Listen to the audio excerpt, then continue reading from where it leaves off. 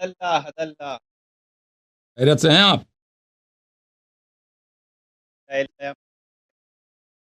حکم کریں بھائی.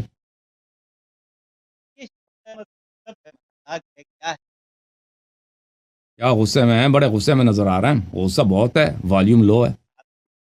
غصہ اونچا، آواز نیچے. چلو ہماری خوش قسمتی ہے. وہ آپ مائکرو فون قریب لائیں. مائکرو فون آپ کی آواز نہیں لا رہی ہے. یہ بات کریں. میں دیکھ رہا ہوں لباس آپ کے، ایسا لگ رہا ہے کہ شیعہ مذہب مذاق سے کم نہیں. چلیں بھائی، عقل وہ آپ پسند کو لوگ لگ رہا ہے یہ نا. ہاں یہ وہی بھائی، کوئی سنجیدہ بات کریں، کوئی اعتراض کرے نا. لباس میرے لباس سے تمہیں کیا کام ہے؟ مذہب کا اللہ نے جب نبی کریم صلی اللہ علیہ وآلہ وسلم کو بھیجا تو شیعہ مذہب وجود میں ہے. کب؟ تب جب اللہ نے پیغمبر صلی اللہ علیہ وسلم کو وحی بھیجا ہے، اقرأ بسم ربک الذی خلق، خلق الانسان من علق.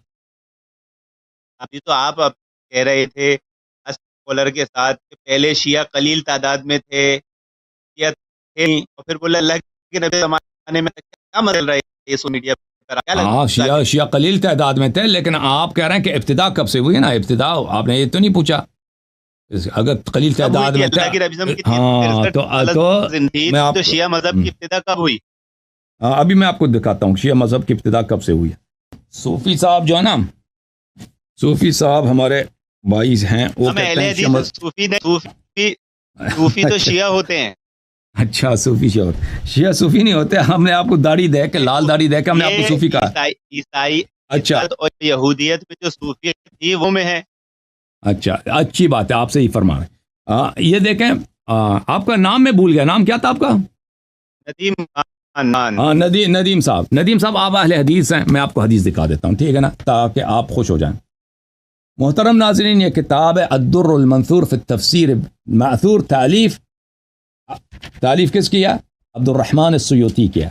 جزء نمبر 8، کتاب چھپی ہے 2009 دارالفکر بیروت میں. یہ اس کتاب میں، یہ شیعوں کی کتاب نہیں ہے، آپ کو پتہ ہونا چاہیے.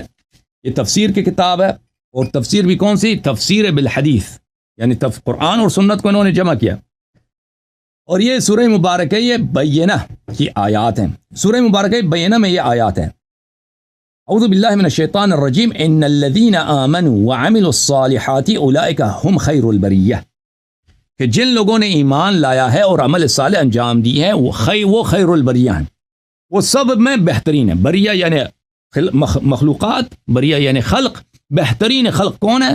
جنہوں نے ایمان اور عمل صالح انجام دیا. اچھا ملاحظہ فرمائیے، اسی آیہ کی ذیل میں سیوطی صاحب کئی اسانید کے ساتھ مکرر روایت فرماتے ہیں. پہلی حدیث ملاحظہ فرمائیے: اخرج ابن عساکر عن جابر ابن عبداللہ كنا عند النبی صلی اللہ علیہ وآلہ. جابر ابن عبداللہ انصاری نے فرمایا کہ ہم نبی کریم صلی اللہ علیہ وآلہ وسلم کے بارگاہ اقدس میں تھے.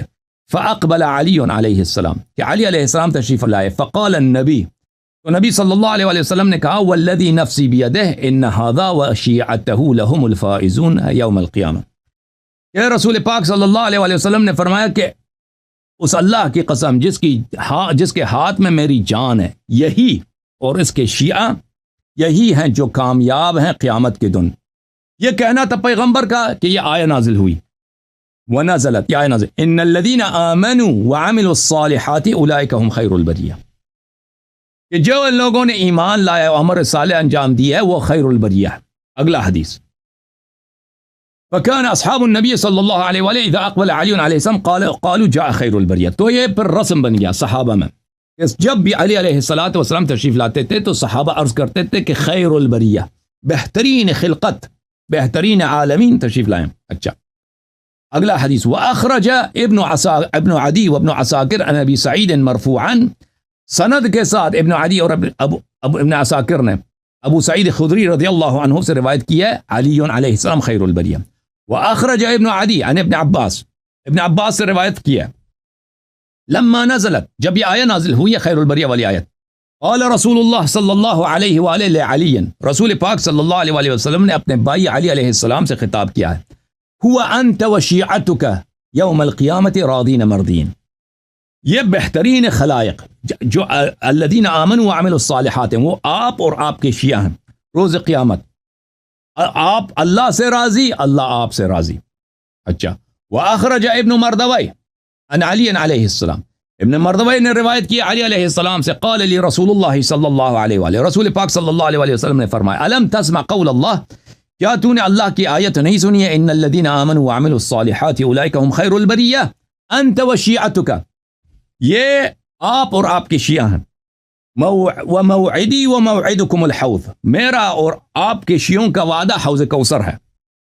اذ جئت الامم للحساب تدعون غرا محجلین، جب سب خلائق ادھر حساب کتاب کے لیے آئیں گے تو سب غر محجلین آپ ہوں گے. غر محجل کس کو کہتے ہیں؟ وہ گھوڑا جس کے ماتھے پہ اتنا درہم جتنا ایک سفید نشان ہوتا ہے، وہ بڑا خوبصورت ہوتا ہے، اور اس کے جو پیر ہوتے ہیں، پیر اس کے گھٹنے تک سفیدی کے نشان ہوتے ہیں. یہ گھوڑوں میں خوبصورتی کا نشان ہوتا ہے. یہ کس کے لیے ہوتا ہے کہ یعنی نہایت ہی خوبصورت، شاندار، اعلیٰ. یہ کیا ہے؟ مجاز کے طور پر، استعارے کے طور پہ استعمال کیا گیا ہے اس حدیث شریف میں کہ روز قیامت شان آپ کے اور آپ کے شیعوں کی ہوگی. اب سوال بھائی صاحب کا یہ تھا، ندیم بھائی کا، کہ شیعہ مذہب کی ابتدا کب سے ہوئی ہے؟ میں نے شیعہ کتاب نہیں دکھایا، میں نے جماعت عمریہ کی تفسیر کی کتاب دکھائی ہے. قرآن کے آیات اور رسول پاک صلی اللہ علیہ وآلہ وسلم کی ایک حدیث نہیں، دو حدیث نہیں، تین حدیث نہیں، 4 حدیث مختلف اسانید کے ساتھ. ابو جابر بن عبداللہ انصاری، ابو سعید خدری، ابن عباس، علی علیہ السلام اور دوسرے صحابہ سے. کیا یہ حدیث دکھائی دی آپ کو کہ اللہ تعالیٰ نے رسول پاک صلی اللہ علیہ وآلہ وسلم کو یہ فرمایا کہ روز قیامت اہل نجات جن کو شفاعت رسول صلی اللہ علیہ وسلم حوض کوثر پہ ملے گی، کون ہے؟ وہی ہیں جو خیر البریہ ہیں، الذین آمنوا وعملوا الصالحات ہیں، اور وہ علی علیہ السلام اور علی علیہ السلام کے شیعہ ہیں. یہ اگر کوئی شیعہ کتاب تھی تو بھائی آپ کی کوئی بات بنتی کہ ہمیں قبول نہیں کرتے. آپ اہل حدیث ہیں، آپ اپنے کتب سے متواتر سند کے ساتھ ثابت کیا. الحمدللہ سوشل میڈیا پر بیٹھ کر آپ ایسی بات پیش کر رہے ہیں جس میں اپنی عقل گھسا رہے ہیں. یہ ندیم بھائی کو یہ قرآن کی آیت اور روایت اس کو مذاق نظر آ رہا ہے. بھائی صحابہ تو وہ سب سے پہلے شیعہ بنتے نا، صحابہ نے بن گئے تھے نا، تو بن گئے تھے. ابن عباس، جابر ابن عبداللہ انصاری، ابو سعید خدری، یہ سب شیعہ تھے. یہ شیعہ تھے نا، یہ سب شیعہ. ارے وہ تو اہل سنت نا، وہ آپ کا ادعا. آپ نے پوچھا مجھ سے کہ شیعہ مذہب کا ابتدا کب سے ہوا ہے؟ بھائی صاحب میں نے آپ کے اپنے کتاب میں نے کیا کہا؟ میں نے کہا جس دن اللہ نے نبی کو بھیجا ہے، جس دن اللہ کو نبی صلی اللہ علیہ وسلم کو بھیجا ہے، اور میں نے اس بات کو آپ کی بات سنیں شیعہ مذہب پوچھا، گروہ نہیں پوچھا. تو میں نے آپ کی خدمت پوچھا ہوں، شیعہ گروہ نہیں پوچھا. میں نے شیعہ مذہب کو بتایا. اب ایک منٹ میں مجھے بات کرنے دیں. شیعہ بات کرنے دیں. شیعہ جو بولے گروہ بول رہے ہیں. بھائی اجازت دیں، قاتل جو اجازت دیں مجھے، اجازت دیں مجھے بات کرنے کی. آپ نے جو سوال کیا ہے کہ شیعہ مذہب کا ابتدا کہاں سے ہوا، میں نے قرآن سے، سنت سے، آپ کی کتب سے ثابت کر دیا. الحمدللہ. ان کا جواب کیا تھا؟ ان کا جواب کیا تھا؟ کہتے ہیں آپ مذاق کر رہے ہیں. مذہب ان کا یہی جواب تھا. مذہب سمجھتے ہیں آپ کو؟ مذہب سمجھتے ہیں؟ مذہب وہی ہے نا، مذہب وہی ہے جو اللہ رسول صلی اللہ علیہ وسلم کہتے ہیں نا. مذہب اور کس چیز کا نام ہے؟ شیعہ مذہب. اللہ اور رسول جو کہتے ہیں وہی دین ہے، وہی مذہب ہے، وہی عقیدہ ہے، وہی شریعت ہے. شیعہ مذہب اور کچھ بھی نہیں ہے. جو اللہ اور رسول نے فرمایا وہی ہے صلی اللہ علیہ وسلم. اگر وہی مذہب ہوتا تو حضرت علی بھی آپ کی طرح شیعہ بولتے، حضرت حسن حسین بھی اپنے آپ کو شیعہ بولتے. اب آپ کیا ہے؟ اب آپ کیا کہتے ہو؟ یہ قرآن کی آیت ہے، یہ حدیث ہے. میں یہی کہوں گا کہ آپ سوشل میڈیا پر بیٹھ کے ایکٹنگ کرتے ہیں. اب ابو بکر کی خلافت ثابت کر لو، میں مان جاؤں. حدیث نمبر 5666 اٹھاؤ، پڑھ کے بتاؤ عوام کو. نہیں تم پڑھو نا، تم نے تیاری کی ہے، تم حدیث سناؤ، میں کیا پڑھوں؟ استدلال کرنا آپ کا کام ہے بھائی. یہ استدلال نہیں ہے کہ حدیث نمبر 5000 میں یہ لکھا ہے. دیکھو بھائی، اگر استدلال کرتے ہو نا، جیسے میں نے آیا پڑھی ہے، حدیث پڑھی ہے، آپ بھی پڑھو. حدیث پڑھو، عربی پہلے پڑھو، ترجمہ کرو. دیکھو بھائی، دیکھو، میں ایک منٹ، حدیث پڑھنے سے پہلے کوئی بھی تم نے استدلال کرنی ہو نا، مجھ سے نہ مانگو کہ تم استدلال کرو ہمارے لیے. میں عمری نہیں ہوں کہ میں آپ کے لیے استدلال کروں. وہ استدلال کرنا آپ کا کام ہے، حدیث کوٹ کرنا ابو بکر کے حق میں آپ کا کام ہے. تم وہ حدیث نکالو، سن لو. پہلے عربی اس کا پڑھو، پھر ترجمہ کرو، پھر ترجمہ کرو، پھر ہمیں سمجھاؤ کہ اس کا ابو بکر کی خلافت سے تعلق کیسے بنتا ہے. جی بسم اللہ. صحیح بخاری. اوکے صحیح بخاری نمبر 5000. اچھا 5666. اوکے. حدیث میں آگے جہاں سے مین مقارہ حاصل ہوتا ہے وہ پڑھ. اللہ کے نبی صلی اللہ علیہ وسلم نے فرمایا بلکہ میں خود اس سر میں مبتلا ہوں. میرا ارادہ ہوتا تھا ابو بکر کو اور ان کے بیٹا بھیجوں اور انہیں خلافت کہیں ایسا ہو کہ میرے بعد آنے والے کچھ اور کہیں. حدیث ہے. تو آپ کی آواز کٹ رہی ہے. میں چاہ رہا ہوں کہ کاش آپ کی جو ہے نا کنیکشن اچھی ہوتی تاکہ لوگوں کو سمجھ آتا کہ آپ کیا کہہ رہے ہیں. اخبرنا ابن بلال ان یحییٰ بن سعید سمعت قاسم بن محمد. حضرت رضی اللہ عنہ سے روایت ہے. بخاری میں کیا ہمیں نہیں سمجھ آ رہی آپ کی گفتگو نا. آپ سوشل میڈیا میں آپ کی آواز کٹ رہی ہے نا بھائی صاحب. آپ خوش ہو رہے ہیں کہ آپ کی دلیل قوی ہے, لیکن مجھے اس بات پہ افسوس. اوکے آپ کی طبیعت بھی خراب کی, ابھی کوما میں بھی جاؤ گے. ابھی اپنے بھائی صاحب جو ہوتے ہیں نا پہلے بات کر رہے تھے, تو میں آپ کے وہ حدیث جو آپ نے جس کی طرف اشارہ کیا میں اس کو پڑھوں گا آپ کے لیے, وہ دکھاؤں گا, لیکن آپ نے اس کا نمبر بھی غلط بتایا. 5666 ہے, اور آپ نے وہ جو پڑھا ہے حدیث وہ اکثر لوگوں کو میں سمجھتا ہوں 80-90% لوگوں کو نہیں سمجھ آیا کیونکہ آپ کے کنیکشن صحیح نہیں تھی. حسن بھائی میرے آپ سے کچھ سوالات ہیں, اہل سنت سے میرا تعلق ہے. جی جی ہاں.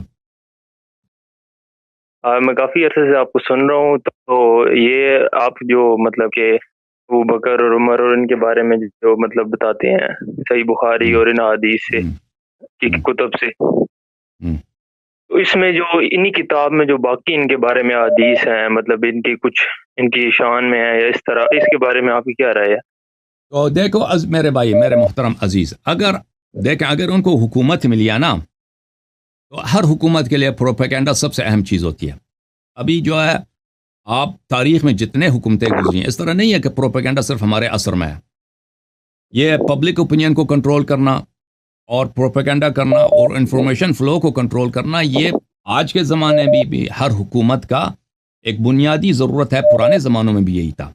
اگر آپ مثلا اس پرانے زمانے میں بادشاہ ہوتے تھے تو آپ کے لیے نہایت ضروری ہے جو آپ کے شہری ہیں ان کے سامنے آپ کا جو چہرہ پیش کیا جاتا ہے وہ چہرہ بہت اچھا چہرہ ہو, اور ایک بہت ہی آپ کے خلاف شہر میں یا آپ کی جو حکومت ہے, حکومت کا جو دائرہ ہے, اس میں کوئی آپ کے خلاف آپ کے متعلق غلط باتیں نہ پھیلائیں.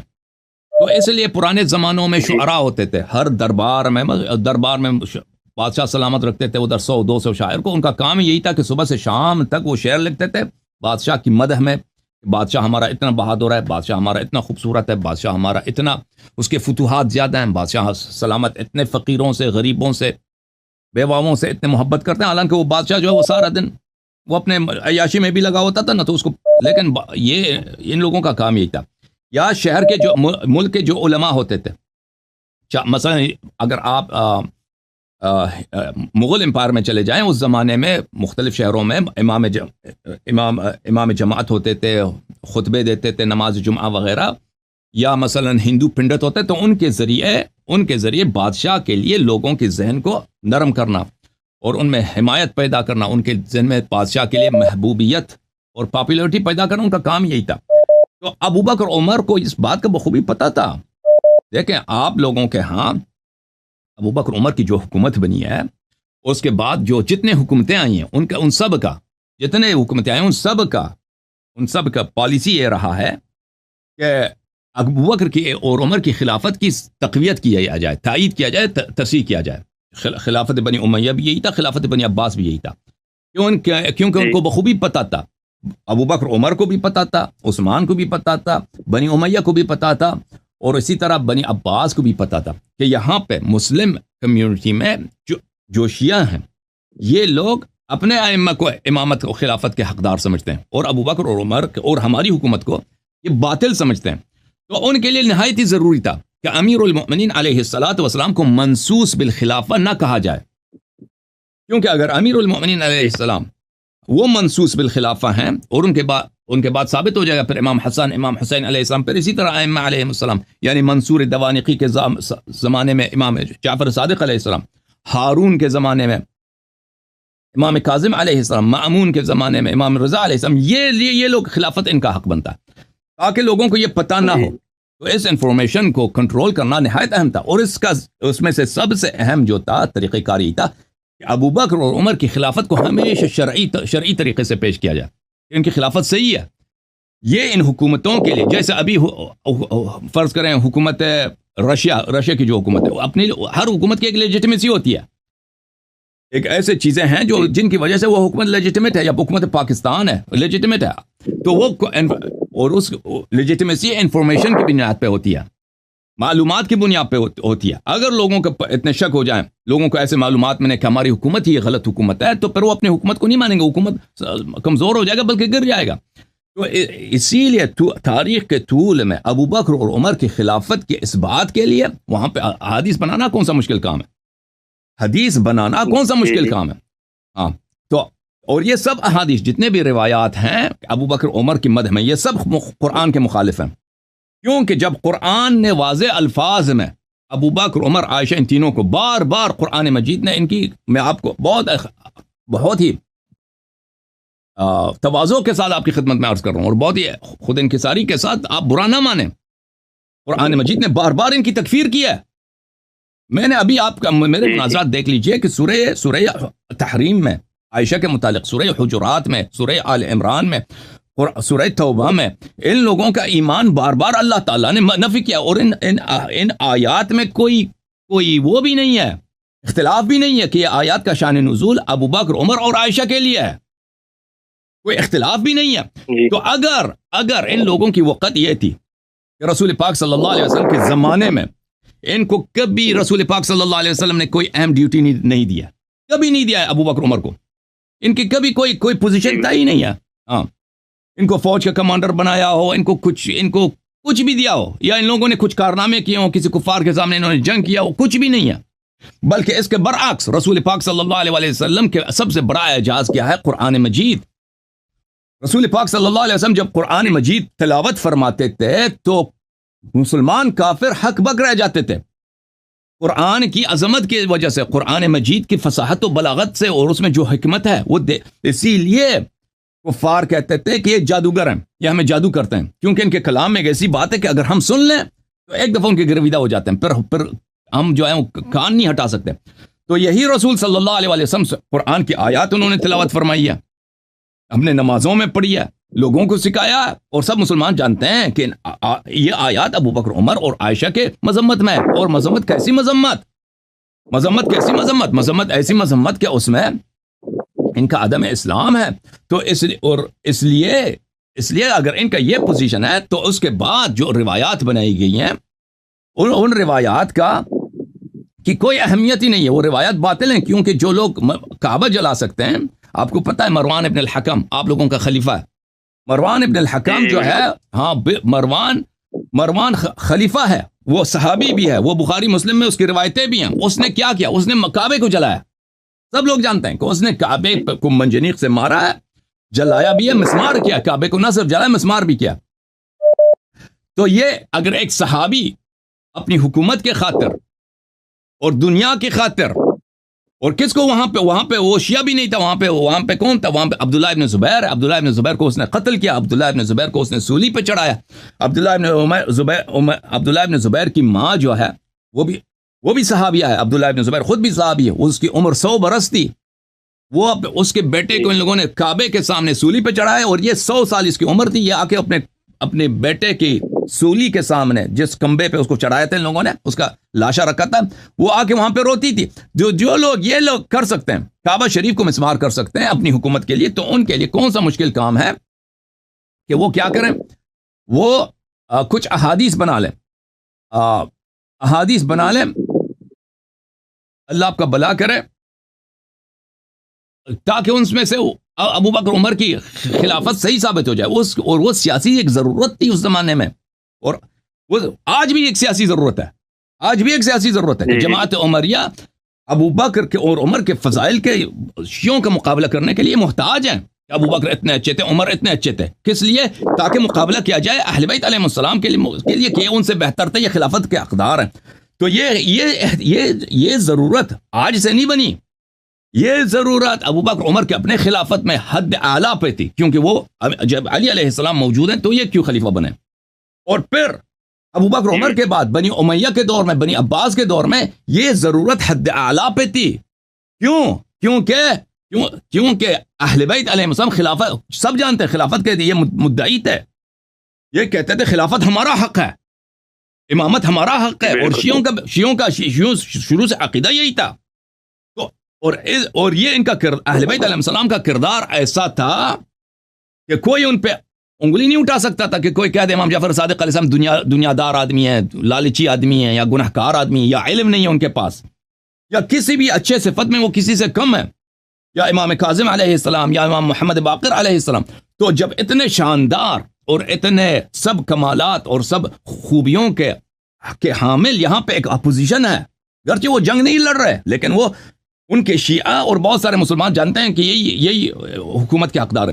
تو ان کے مقابلے کے لیے لازمی بات ہے, ہر حکومت کو ضرورت ہے کہ ان کا مقابلہ کیا جائے, اور ان کے مقابلے کے لیے سب سے اہم یہی ہے کہ ابو بکر اور عمر کی خلافت کی تصحیح کیا جائے. کیونکہ اگر ابو بکر اور عمر کی خلافت باطل ہے تو پھر بنی امیہ کا بھی خلافت باطل ہے, بنی عباس کا بھی خلافت باطل ہے, پھر امامت اہل بیت علیہ السلام کو ہوگی. لذا سب مسلمانوں کو یہ باتیں نہیں پتہ چلنی چاہیے. لذا وہاں اس زمانے میں, ابھی ہمارے زمانے میں انفارمیشن جو ہے پروپیگنڈا کس کے ذریعے کیا جاتا ہے؟ ٹی وی کے ذریعے کیا جاتا ہے, اخبارات کے ذریعے کیا جاتا ہے, اور ویب سائٹس کے ذریعے, چینلز کے ذریعے کیا جاتا ہے, ٹھیک ہے نا. ابھی آپ اگر مثلا حکومت پاکستان ہے, اس کی مخالفت عمران خان سے ہو رہی ہے. پہلے جب عمران خان کے ساتھ یہ حکومت پاکستان ان کے تعلقات اچھے تھے تو عمران خان ایک ہیرو تھا. آج سے 5 سال پہلے جب اس کو ووٹ دلانے کی ضرورت تھی تو عمران خان ایک ہیرو تھا, عمران خان ایک سیویئر تھا پاکستان کو, یہ پاکستان کو نجات دینے والا ایک فرشتہ تھا. لیکن یہی اب ٹی وی ہیں, ان پہ میں نے سنا ہے کہ اب پاکستان عمران خان کا نام لینے پہ بھی پابندی لگی ہے کہ آپ ان ٹی ویز پہ ان کا نام نہیں لے سکتے. ہاں, اور کتنے چینلز, یوٹیوب چینلز ہیں جو ان کا کام ہی یہی ہے کہ وہ عمران خان کے خلاف, پی ٹی آئی کے خلاف بات کریں, اور اخبارات وغیرہ وغیرہ میں. تو یہ کوئی حادثاتی بات نہیں ہے, یہ لوگ سب ایک دفعہ جو ہے وہ عمران خان کے مقابلے میں آ گئے. کیونکہ ہم جانتے ہیں کہ حکومت پاکستان کے لیے, سب حکومتوں کے لیے انفارمیشن کا کنٹرول کرنا اور پبلک اوپینین کو کنٹرول کرنا یہ ان کے لیے نہایت اہم ہے. اگر پاکستان کے لوگ اپنی فوج سے متنفر ہو جائیں تو پاکستان کی فوج پاکستان پہ 1 مہینے بھی حکومت نہیں کر سکتی, وہ ختم ہو جائے گا. تو اس لیے ان کو اپنی طرف رکھنا, چاہے جھوٹ کے ذریعے چاہے سچ کے ذریعے. اور جو بھی فوج کی مخالفت کرے اس کو آپ جو ہے نا اس کو ایک بوت بنا کے ایک برا کردار کشی کر کے اس کو پیش کرنا. تو یہ آج کے زمانے سے نہیں ہے. ہمارے زمانے میں انفارمیشن فلو چینلز کے ذریعے ہوتا ہے, سوشل میڈیا کے ذریعے ہوتا ہے, ٹی وی پروگرامز کے ذریعے ہوتا ہے, اور اخبارات جرائد کے ذریعے. پرانے زمانے میں کس کے ذریعے ہوتا تھا؟ پرانے زمانے میں اس طرح نہیں تھا. پرانے زمانے میں مساجد کے ذریعے ہوتا تھا, خطبات کے ذریعے ہوتا تھا, اور نقل احادیث کے ذریعے ہوتا تھا. پرانے یہی چیزیں جو آج کل آپ کے یوٹیوب چینلز کر رہے ہیں نا, بنی امیہ کے دور میں, بنی عباس کے دور میں, اس زمانے میں لوگوں کو اگر کسی چیز کی ترغیب دینا ہو نا تو احادیث اس پہ نقل کرا دو. اس زمانے میں یہی کام جو آج یوٹیوب چینلز کر رہے ہیں اور صحافی کر رہے ہیں, اس زمانے میں مسجد کے خطبہ انجام دیتے تھے. مسجد میں جو لوگ خطبے دیتے ہیں, احادیث سناتے ہیں, اور پھر ان کے احادیث کے حلقے ہوتے تھے کہ ان کے پاس لوگوں کو احادیث سناؤ. تو وہ احادیث سناؤ جس سے حکومت کی مصلحت ہے. اگر وہ حاکم وقت, بادشاہ وقت, وہ بیوقوف نہیں ہے. بیوقوف آدمی کبھی حکومت نہیں کر سکتا. اگر آدمی بیوقوف ہے, اسٹوپڈ ہے, اس کی حکومت 2 دن نہیں چل سکتا. تو یہ لوگ حکومت کرتے تھے, وہ اچھی طرح سے کھڑی نظر رکھتے تھے کہ کون ہمارے حق میں لوگوں کو باتیں سنا رہا ہے, کون ہماری ضد میں باتیں سنا رہا ہے. جو ان کے حق میں باتیں سناتا ہے اس کے اعزاز کرو, پیسے دے دو, ان کو مقام دے دو. اور جو ان کے ضد میں کوئی ایسی حدیث نقل کرے جو ان کی حکومت کے مخالف ہے تو ان کی تفسیق کرا دو, بلکہ ان کو قتل کرا دو, ان کی زبان کاٹ دو. اسی لیے بنی امیہ کے زمانے میں کتنے بڑے راوی ہیں, کہ ان کو لے کے آتے تھے کہ آپ کہتے تھے علی علیہ السلام کو گالی دے دو، گالی دے دو، اگر گالی دیا تو ٹھیک، نہیں دیا تو قتل ہو جائیں گے، ایسے روایت بنائی گئی. تو اب ملاحظہ فرمائیے، میں آپ کی خدمت میں عرض کروں، یہ کتاب ہے کتاب الموضوعات، جز نمبر 1، ابن جوزی صاحب کی یہاں پر بس میں دو جملے، صفحہ نمبر 303 میں باب فی فضل ابی بکر، ابو بکر کے فضائل میں موضوعات غلط احادیث. قد تعصب قوم لا خلاق لهم يدعون التمسك بالسنة فوضعوا لأبي بكر فضائلا. ہمارے محدثین نے جن کا ایمان نہیں ہے، انہوں نے ابو بکر کے لیے کیا احادیث وضع کی ہیں، اور کس کے لیے؟ شیعوں کا مقابلہ کیا جائے. یہ جو انہوں نے کہا نا کہ اس لیے انہوں نے کیا ہے کہ شیعوں کا مقابلہ کیا جائے، تو آپ کی خدمت میں عرض یہ ہے کہ یہ صرف شیعوں کے مقابلے کے لیے محدثین نے نہیں کیا ہے، بلکہ حکومت وقت کی حکومتوں نے اپنی سیاسی مفادات کے لیے انہوں نے ابو بکر عمر کی فضائل بڑھانے چڑھانے میں انہوں نے بہت بڑا کردار ادا کیا، اور یہ احادیث سب باطل ہیں کیونکہ قرآن کے مخالف